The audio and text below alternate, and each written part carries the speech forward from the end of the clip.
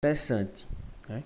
Essa aula, na verdade, vai ser uma reflexão, né? A gente repensar muitas coisas e vai ser para todas as turmas. Vai ser aula para o sexto, o sétimo, o oitavo e o nono ano, tá bom? A gente vai fazer como se fosse uma aula unificada para a gente chamar a atenção para algumas coisas, né?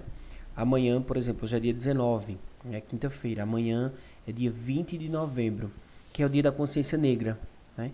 Então a gente precisa debater esse assunto, a gente precisa refletir e desconstruir muita coisa que a gente leva como verdade, que a gente leva ainda como brincadeira. E eu gostaria de começar essa aula com, com essa imagem que eu trago, né?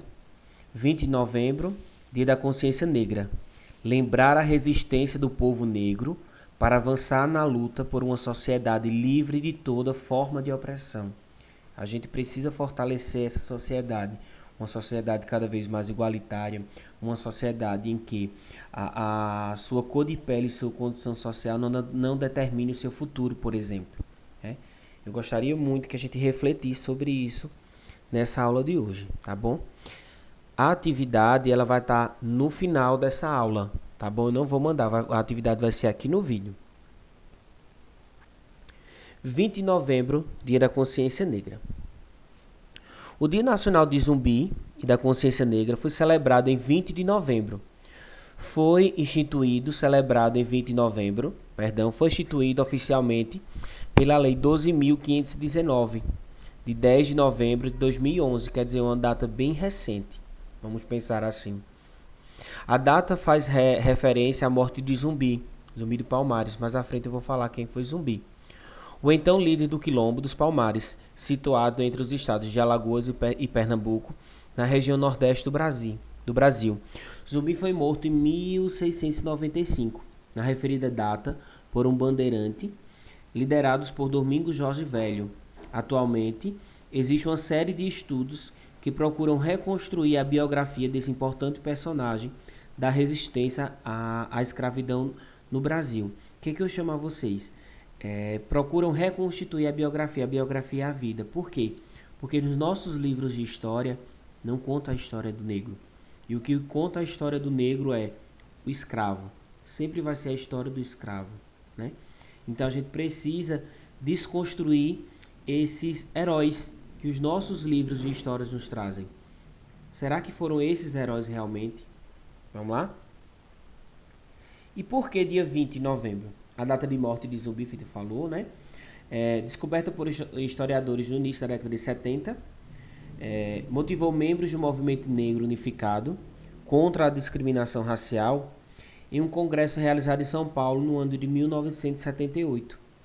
E elegeram a figura de Zumbi como um símbolo de luta à resistência dos negros escravizados no Brasil, bem como da luta por direitos que os afro-brasileiros reivindicam, né?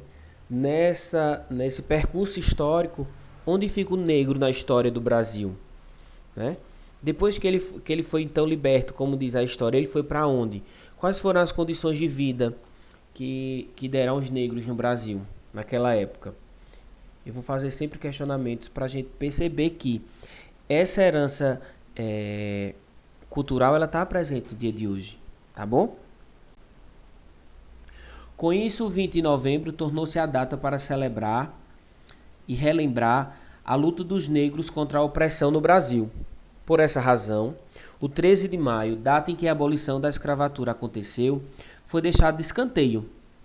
O argumento utilizado é que o 13 de maio representa uma falsa liberdade, uma vez que, após a Lei Áurea, os negros foram entregues à própria sorte e ficaram sem nenhum tipo de assistência pelo poder público, né?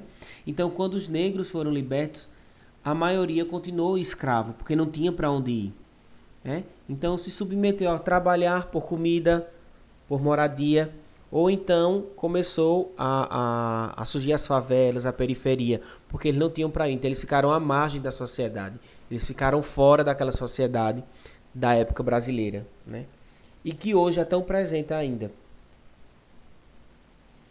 A escola do dia 20 de novembro aconteceu no contexto do declínio da ditadura militar, final da década de 70, e de redemocratização do país, O enfraquecimento da ditadura deu forças ao movimento de oposição e aos movimentos sociais como o movimento negro. Com a redemocratização e a promulgação da Constituição de 1988, vários segmentos da sociedade, inclusive os movimentos sociais, como o movimento negro, obtiveram maior espaço no âmbito das discussões e decisões políticas. A participação desses grupos no cenário político deu certo resultado, sendo aprovadas medidas que tinham como propostas promover certa reparação histórica.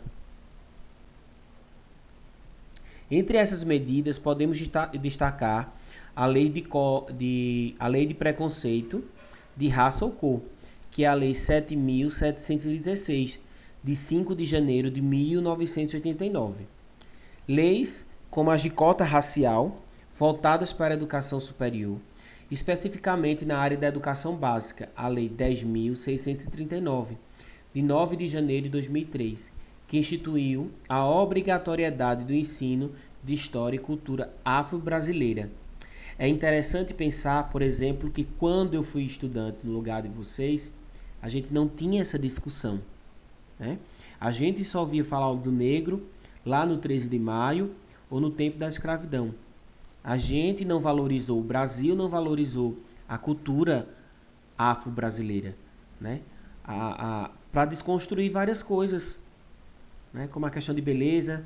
Quem disse que o cabelo crespo, o cabelo negro não é um cabelo bonito? Vai ser um cabelo loiro, um cabelo liso. Não, a gente precisa desconstruir isso. E a herança cultural negra, ela foi desvalorizada por muito tempo. Então, com essa lei de 2003, por isso que a gente está discutindo muita coisa.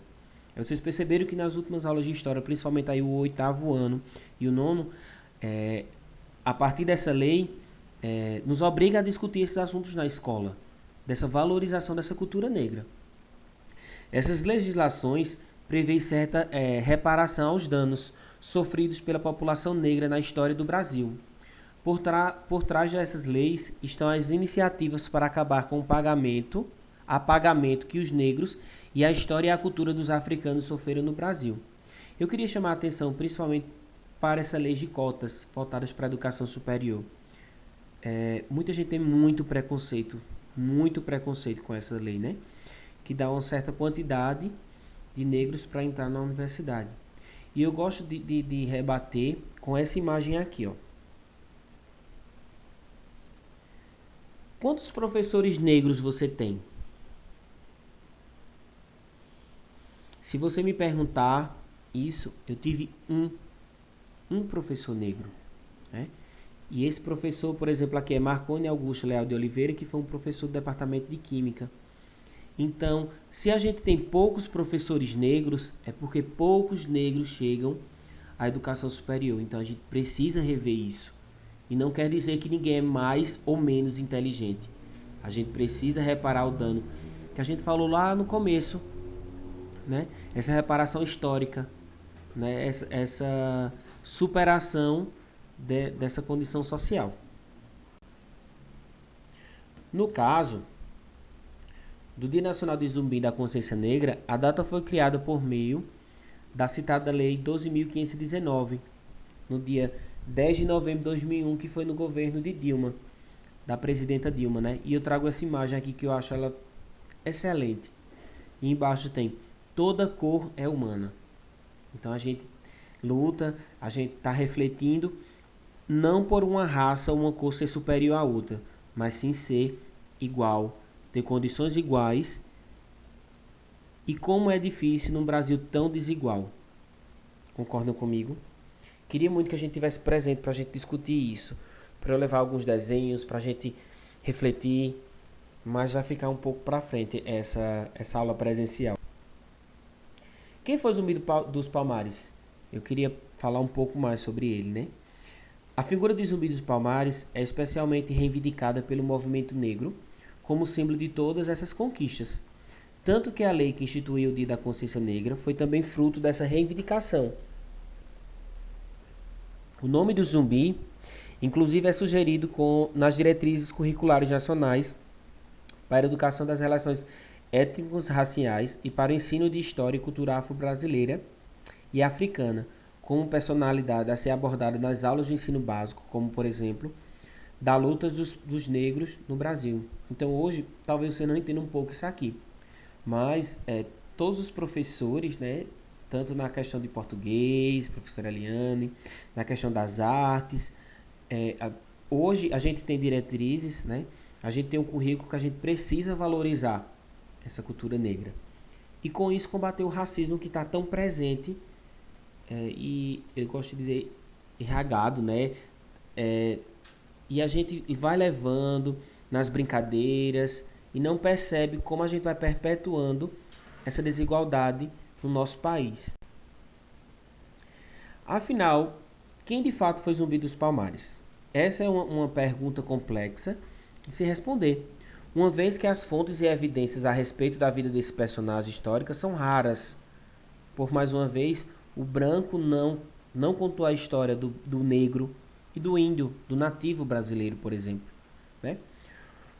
O que os historiadores sabem atualmente é que do Zumbi dos Palmares foi um dos líderes de maior quilombo da história do Brasil, o Quilombo dos Palmares. Então, foi um movimento de resistência daquela época. Então, imagina o Brasil ter vários negros e Zumbi criar uma comunidade e dizer assim, aqui a gente vai resistir, aqui é o nosso lugar, né? Porque o branco, ele tentou acabar com tudo do negro, a cultura, a culinária, né? Queria acabar a sua existência, porque o negro no tempo da escravidão era tratado como um objeto, né? Um objeto sem vida. Essa sugestão orienta-se por uma das determinações da Lei 10.639, 2003, que eu falei, né? Que incluirá o estudo da história africana dos africanos negros do Brasil. A cultura negra brasileira e o negro na formação da sociedade nacional, resgatando a contribuição do povo negro nas áreas sociais, econômicas e políticas pertinentes à história do Brasil.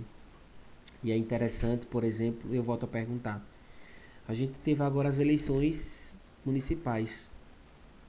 Quantos negros foram eleitos para prefeito e vereadores? Vocês conhecem algum? Será que isso está certo?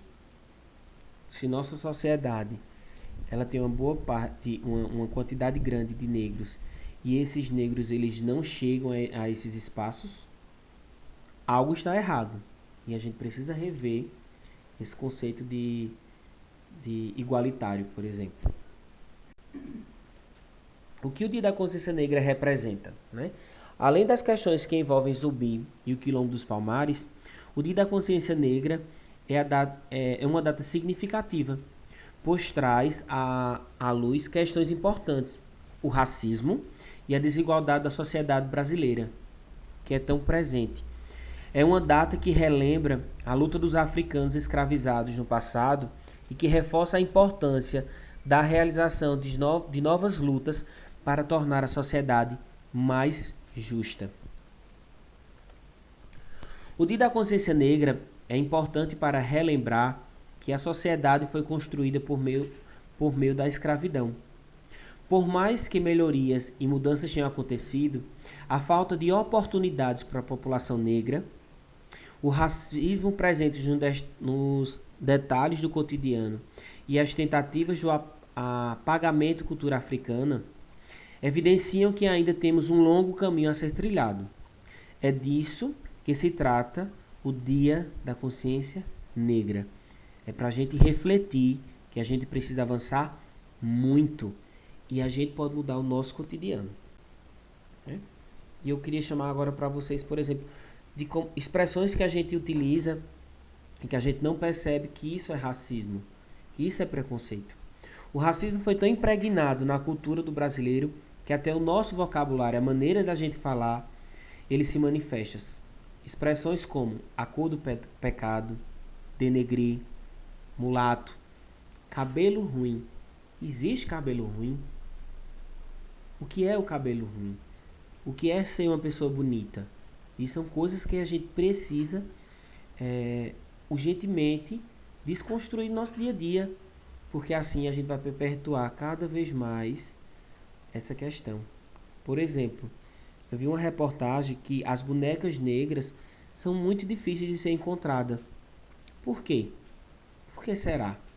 Né? Por que será que quando a gente pega a caixa ali do lápis de cor, a gente ainda utiliza cor de pele?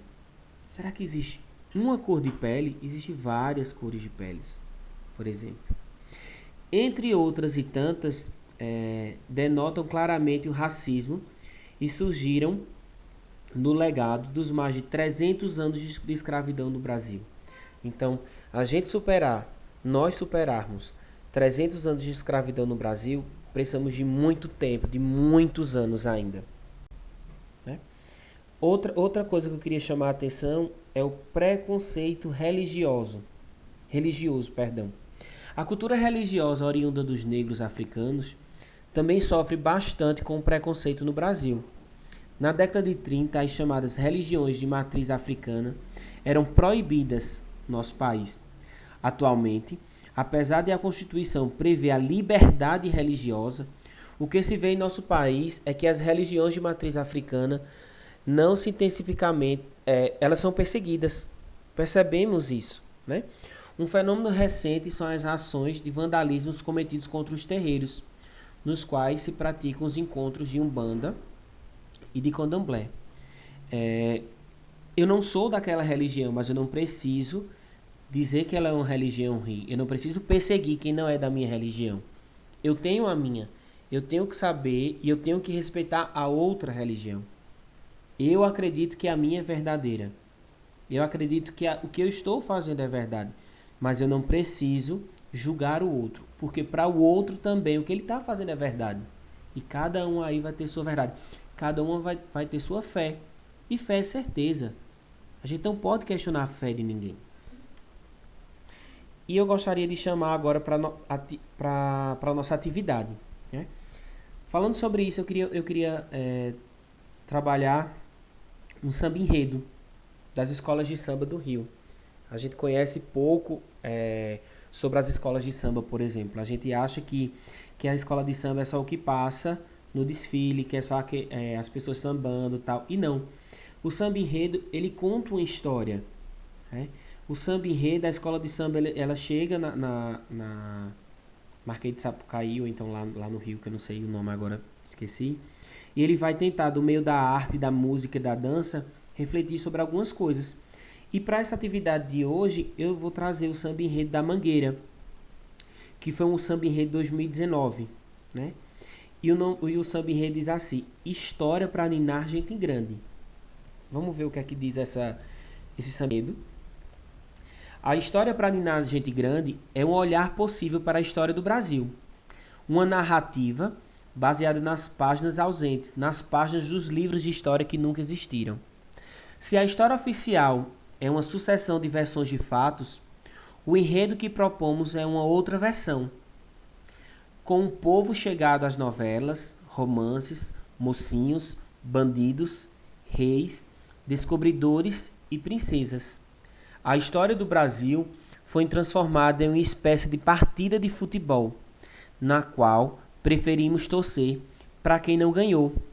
Esquecemos, porém, que na torcida pelo vitorioso, os vencidos fomos nós. Isso é uma parte, né? Então, esse samba enredo que eu chamo vocês para a gente assistir, quem não quiser assistir, eu vou mandar a letra do samba enredo, né? A história que a história não conta, né? Quem são os nossos heróis? Será que os nossos heróis são os portugueses que chegaram aqui, que dizimaram, que mataram, que quiseram acabar com os nossos nativos, com os nossos índios, que escravizaram os índios por 300 anos? Será que esses são os verdadeiros heróis? Precisamos desconstruir quem são esses heróis. Eu vou trazer para vocês, eu vou ler porque não sei cantar, né? Eu vou ler para vocês 2 trechos do samba enredo que eu acho fantástico, eu acho lindo e traz muita coisa para a gente refletir. Brasil, meu nego, deixa eu te contar a história que a história não conta.